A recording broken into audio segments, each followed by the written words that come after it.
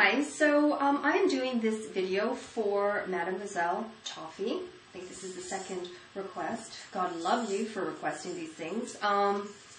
And she was wondering about my hair and eating habits and such. I have done a hair video already, so I'll have to post that up.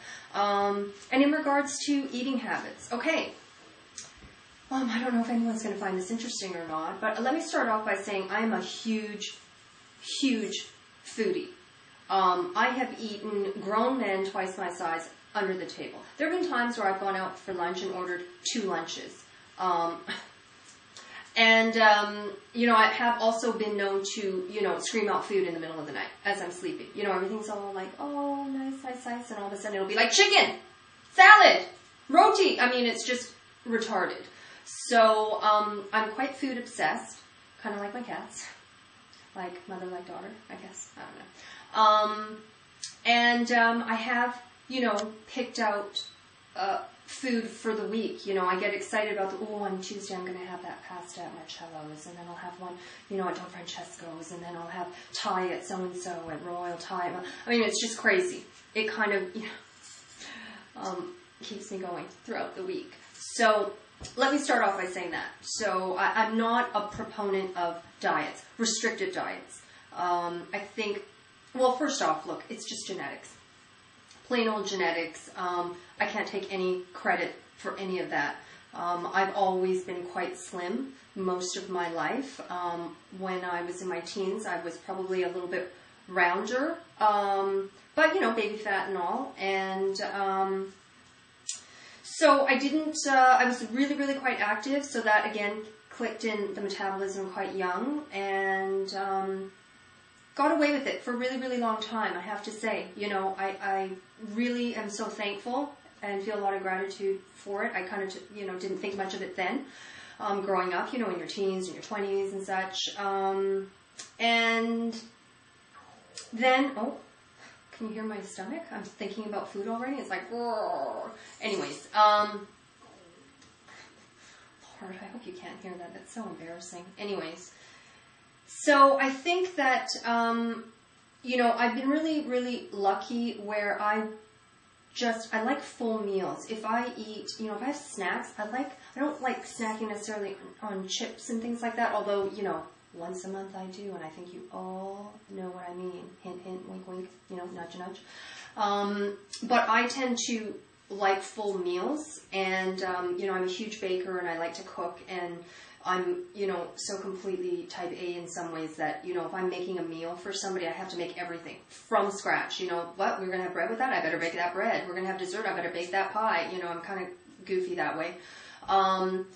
So I tend to love fruits and vegetables. I've always been that kind of gal, In the summertime, stocked, filled with fruits and vegetables. So there's a lot of that going on. I think one of the big, huge things is I haven't eaten fast food, traditional, McDonald's, Burger King, any of those kinds of things, in probably over 25 years, maybe even longer. It just always upset my tummy. And I just didn't particularly care for the taste. So because I'm a foodie, it's all about flavors and food. So, and I'm sure you can see it on YouTube somewhere, where there's been a lady who has been keeping a McDonald's cheeseburger and fries in a lunch pail. I think probably now it's going on 4 or 5 years. And if she was to show you that, they are completely pristine. It looked like she'd just order them, and these things are years and years and years old. So right away that's not food. Anything food, organic, degrades with time. It's a biological. I'm gonna have a brain fart here. Anyways, as you know, anything organic, it decomposes and rots and degrades because it's a natural thing. So she's been walking around with this thing, and once you see that, you just go, thank God. And for any of you who don't know, please, Google that or YouTube that. You'll be quite shocked and quite amazed. And so I think that's number one, a huge thing. Stay away from that altogether. And I think we're really, really lucky in Canada where we do have fast food, but you know, if I'm on the go, I'll do a jug of juice and just have one of their flat breads or their wraps, and they're really, really tasty, and they're actually really, really good for you. They're made with real ingredients. So that's that. So no fast food, like all natural kinds of food. Oh, you know what? I got onto this thing quite a few years ago, maybe 3 or 4 years ago, and it's by Silver Hills. I believe that's the company. I hope it's available worldwide. And they make this bread called squirrely bread, and it's bread made without flour. And I'm a bread and butter kind of girl, you know. If I lived back in the day and they sent me to the Bastille and were like, only bread and butter for you, I'd be like, oh, happy days, yay. You know, I mean, it'd just be, I love it. If I could get a big, thick piece of dense bread and just slap some butter on that, and you know, when you bite into it and it, you know, you bite in and it's like half your face is gone because the bread's so thick. Oh, God, I'm digressing. Okay, anyways, it's squirrely bread. And it's kind of got a nutty flavor. There's sunflower seeds. It's really, really tasty. And because, you know, I can use that for if I make, say, whole wheat pasta and I want to have some bread and butter with it rather than the big white roll, maybe I'll do some squirrely bread for sandwiches, for breakfast when you're having, you know, your eggs and bacon and things and toast. You know, I'll replace any kind of bread. So that has been a real, real help. Non-floured bread, that particular one, delicious. And then, honestly, you know, I can't get away with not exercising anymore. I could for a really long time, most of my life.